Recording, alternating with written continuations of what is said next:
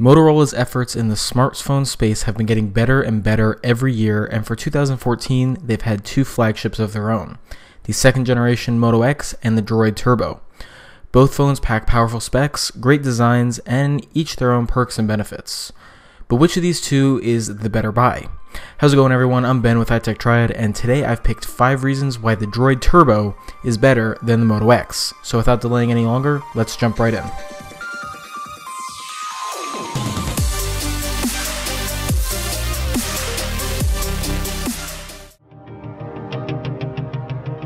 Okay, so let's start off with a big one, and that is the battery. It's the first and pretty much the most obvious.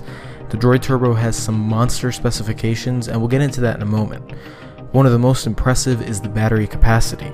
Sitting at 3900 milliamp hours, this battery is nothing to scoff at. Motorola advertises 48 hours of use, and while it doesn't get quite that in my use, it certainly gets through a heavy day, even by the heaviest user. I have never been able to deplete this battery in a single day.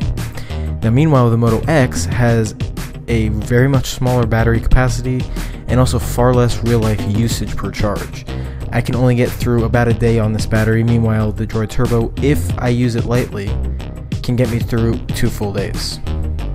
Now the DROID Turbo packs every spec an Android fanboy can dream about. With a Snapdragon 805 processor, 3GB of RAM, and a Quad HD display, front-facing speakers, and a 21-megapixel camera on the back, this phone is not something many others can touch. The Moto X is nothing to disregard either, but overall the DROID Turbo is even more future-proof than the Moto X is. Next, let's talk about the camera. Now just on paper, the DROID Turbo already has a huge advantage over the Moto X, one of 8 megapixels to be exact. Now the DROID Turbo packs a 21 megapixel camera while the Moto X has a 13 megapixel camera. Both are okay, but the Turbo certainly has a huge advantage. Right off the bat, images have more detail thanks to the added resolution, and things just continue to get better from there, even though they're still not as good as some other cameras out there. Next, let's talk about the display. Now both the DROID Turbo and the Moto X have 5.2-inch AMOLED displays, but the DROID Turbo packs almost twice as many pixels into that size. While it is definitely a hit on the battery, it looks just plain awesome. The difference isn't that noticeable, but side by side the Turbo looks better. To add to that, the colors also just look a little bit better on the Turbo, but if you only use one, you probably won't notice the difference. But since I have both on hand, I have to give this to the Turbo. For our 5th and final reason, we'll talk about one that's pretty big for me personally. The DROID Turbo comes out of the box with Qi wireless charging built inside.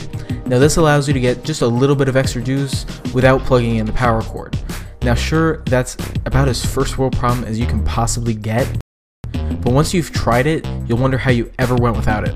Wireless charging is something I really wish was in every smartphone, and I was very glad to learn that it found its home inside the DROID Turbo. Now that's going to do it for this video, 5 reasons why the DROID Turbo is better than the Moto X.